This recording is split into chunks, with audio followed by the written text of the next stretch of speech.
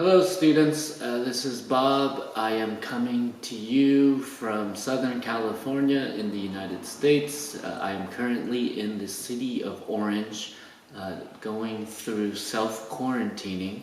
I'll tell you more about that later.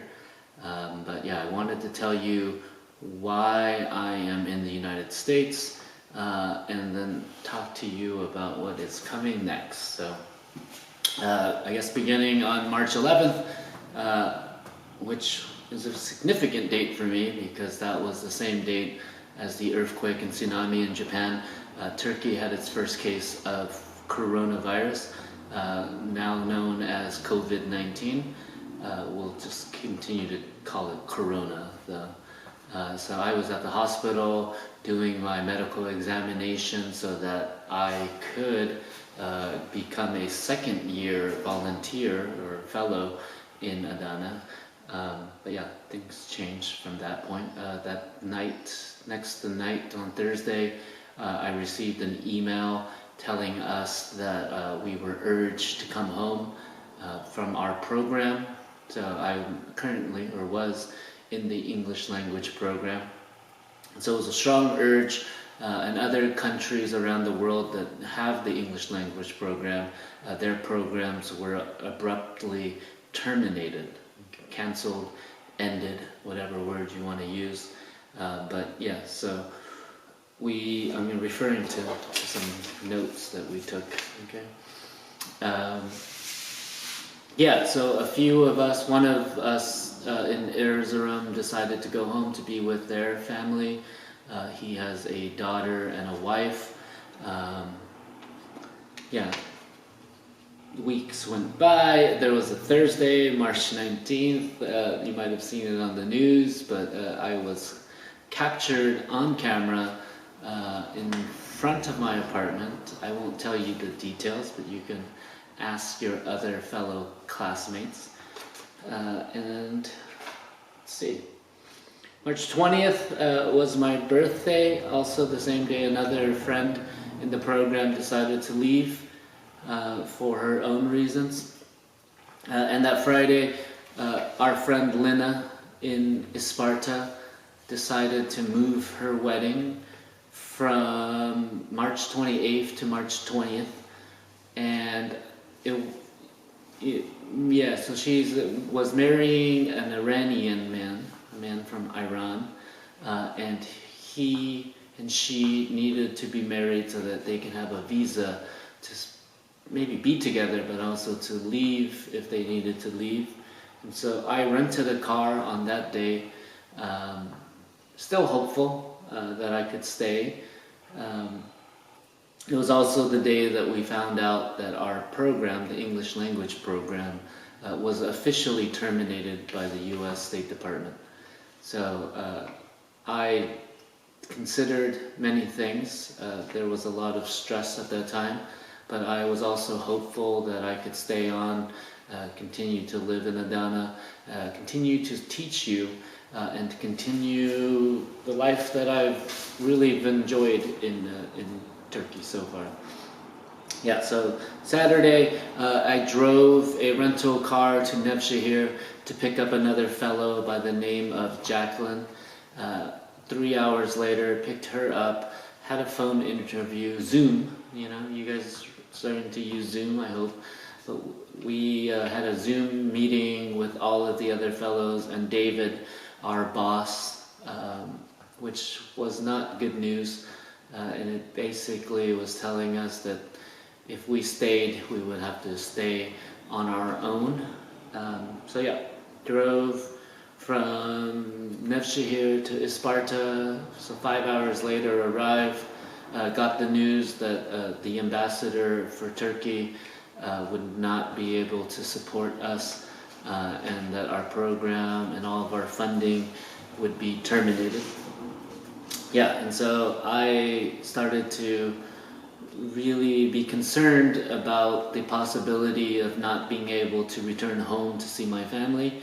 I felt, regardless of where I was, that I would be safe.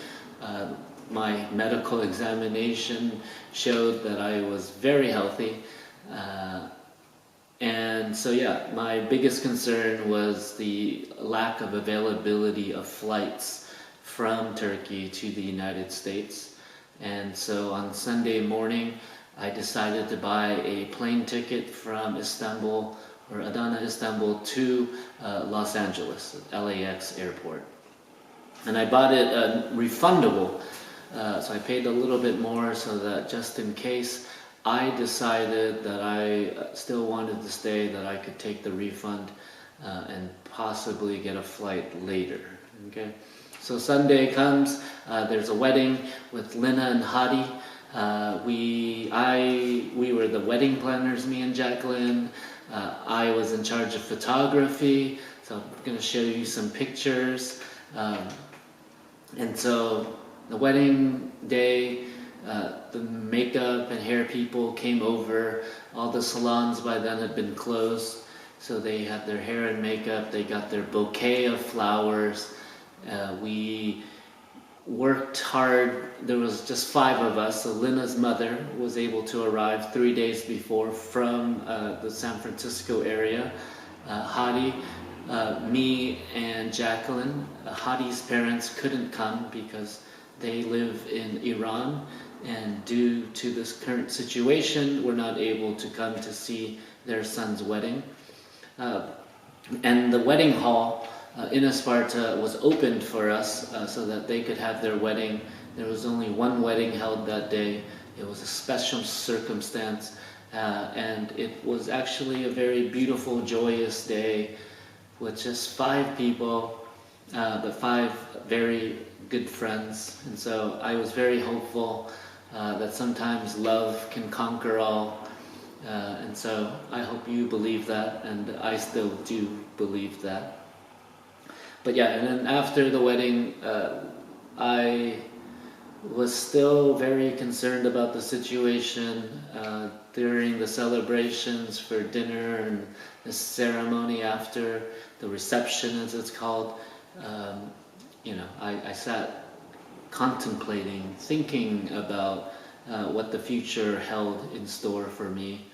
And so the next day, on Monday, we drove back. So this is March 23rd. Drove Jacqueline back to Nevşehir, and then I shortly returned to Adana, met with the head of department to talk about whether I should stay or whether I should go. My flight was for the Wednesday, so it's Monday night. My flight was on Wednesday, and by that point I hadn't decided, but I was filled with hope and joy, and the future of being able to stay in Turkey and to stay in a place that now I call home. And then the next day I had to make a decision. My mother had asked me to write down on 2 pieces of paper, go or stay. And that night at the head of department's house, I chose the one that said, go. And that wasn't the one I wanted at the moment. But I realized, talking to other friends in different places, that the situation was changing rapidly. And that at some point I realized and knew that the flights would be canceled. I've been in this situation far too many times. One first in Japan with the earthquake and tsunami in 2011, which started on March 11th. And another time in Ethiopia, where the country was in a state of emergency due to protests and rioting. And so at that time too, I had to make a decision whether I would go home or stay. And so these situations occur to me when I do live abroad, and so I keep asking myself and telling myself, maybe next time, just stay at home. Maybe next time you live abroad, there will be something bigger, like an earthquake or a comet coming to Earth. And so, I was very aware of how these situations play out, especially with different governments. So we had no more program. There was a lack of flights. America, I know, was getting worse and is still worse. Now is the highest cases of coronavirus, but that wasn't my main concern and fear. My concern was that if something happened to my friends and family in the United States, that I wouldn't be able to return to see them, especially my family, especially my dear sister Nina. And so Tuesday, after long and stressful morning talking to friends, I decided to pack my bags and pack my apartment and go to the airport Wednesday morning. So I packed my belongings. I had friends come over to help. I gave things away. I packed things in boxes so that when I return, that I will not have to start over, and gave things away, gave my extra food that I had stored up for this situation away. And with help from friends and the support of my family, I was able to take a flight on Wednesday morning. So at 9 o'clock, I left from Adana Airport to Istanbul. And Istanbul Airport, if you've ever been there, is usually very crowded with lots of people doing shopping. But I did not see anybody. There was not many people there. There was extra security. There were lots of people wearing masks and other travelers who seemed like they had stayed there for a while. So by that point, most flights had been canceled going out of Turkey. And so during the night when I was sleeping, my sister and my family were looking for a place for me to quarantine, just because the possibility from traveling that I would have picked up the virus. And so they did a great job of finding a friend of my brother who was selling his house, and that house is mostly empty. And that's where I'm at right now. So my brother's friend's house, he's allowing me to stay here for free.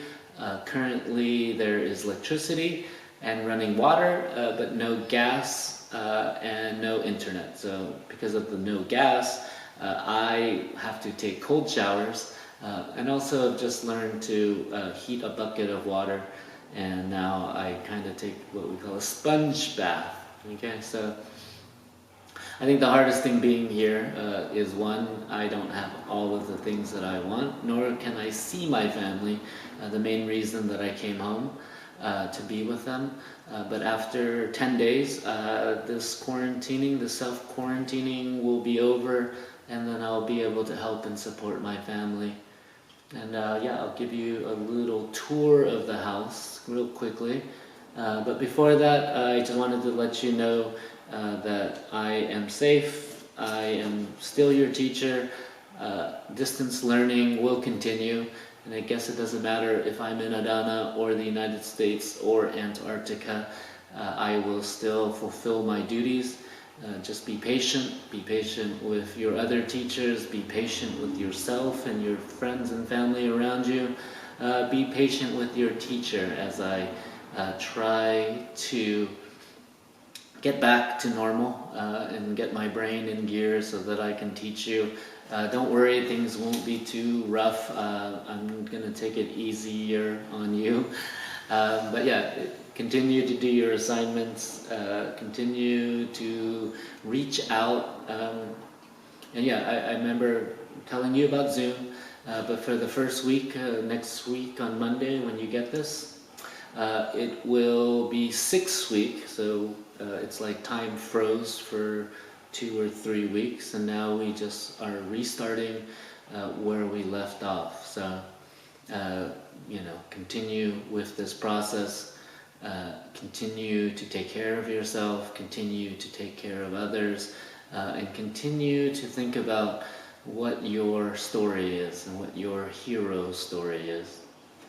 Alright, and I'll tell you more about the house after this. Alright. Hey guys, this is Bob. I'm in front of the house on 618 Collins in Orange. This is my family's car, which they have let me borrow so that I could go pick up stuff from the house and supplies and things like that. Yeah, 618. This is the house. It's 2 stories, as you can tell. And this is the front door. And this is a view of the neighborhood street. This is Orange County, very suburban, as we call it. Some people are walking. I went for a run the other day, and people were keeping their social distance. So, very good. This has a keyless entry, so I can just press a bunch of buttons and it works. I'm gonna change out of my outside door shoes into my house sandals, something that is important to do while we are in quarantine / trying to avoid getting the virus itself. This is the living room. This is my makeshift office at the moment. I am trying to figure out how to do work here without internet. I'm able to use my family's hotspot. I was able to get some things from my home, such as all of my weird computer stuff. This is the kitchen, and because there's no gas in the house, I've taken out my camping stove from storage and able to use that inside the house. So regular old propane tank, and yeah, as you can see, I've been able to do some cooking since I'm in a house. There's electricity. The oven runs on electricity, so that's great. My brother was also able to get his friend to let me borrow a mini fridge and a microwave, so that's been very helpful. And my parents are bringing me food once in a while, dropping off stuff. Let's go down to the outside. This is called the den. This is, I guess, where people would go and relax with friends. Outside there is the backyard. I just finished doing laundry. I brought a clothesline to America, changing shoes again. My father brought over a propane stove so that if I wanted to cook outside, I could do that. This is the neighborhood. This is the backyard. This is the clothesline that I brought from my house. And yeah, I just finished some laundry, but yeah, very nice house. It's been on the market, I think, now for almost 2 years without being sold. So his bad luck, I guess, became my good luck. And it's been very nice to have people that we know in our family that would help us. Here's the garage. It's a very big garage. I left the lights on, but 3 cars, automatic opener. This is also where I've been doing my boxing workouts. So this is my home gym at the moment. I brought some boxing equipment that I brought to Turkey that I brought back with me. Yep, and this is the garage. And close that. Yeah, so even though I am alone, I can still talk to my friends and family through WhatsApp or through Zoom. And able to connect with people. It's been kind of difficult leaving Turkey to be with my family, but not being able to see them. This is one of the empty rooms. There's 4 bedrooms, like I said. I was staying in this room before, but it got too cold, and I can hear the noise of cars, so I decided to change rooms. Here's another room. Sorry about the focus. And yeah, this is currently the room that I'm settling in. That's the laundry from today. My yoga mat, a huge walk-in closet with all of my stuff, and another bathroom. So 3 bathrooms. Yeah, I think one of the more difficult things was the decision to pack and what to pack and what to bring and what I needed. and it's hard to make a decision when you're not sure what the world is going to look like the next day or the next month or the next year. But yeah, I pretty much brought back all of my belongings and left a few things behind. So yeah, this is the Quarantine Palace. This is where I'm going to be calling home for the next 10 days out of my 2-week quarantine. I hope you enjoyed the tour, and yeah, know that I am doing well, and bye. Hi, well, I hope you enjoyed the tour of where I am staying at the moment. I'll be able to do some more updates for you. This will be part of your lesson for this week, of week 6. Yeah, know that I'm doing well, that I am in good spirits and good health, and just trying to make sense of this world and everything that's happened so suddenly. My stay in Turkey was wonderful and amazing, and something I didn't want to let go of. It was something that I held on as long as I could, telling people that I would be staying, changing my mind, telling that I was staying, and then eventually making the decision based on my family's needs. And so it's been a really difficult 2 weeks. And so for me right now, I feel the loss of leaving Adana. I feel the pain of saying goodbye so quickly and not being able to say goodbye to other people. I'm still in contact with people through WhatsApp, Instagram, and with you. Please keep in contact with Google Classroom. I hope that you are doing well despite everything, that you're home with friends and family, and that you're being safe and following the advice of the government and the advice of people around you. We can stop this if we all do our part, and I think that, you know, things will be different after this, that the normal that we were expecting won't be the same, and I hope that I will be able to come back to Turkey. That is my goal, that as soon as there's an available flight, as soon as the situation stabilizes, that I will make my way back.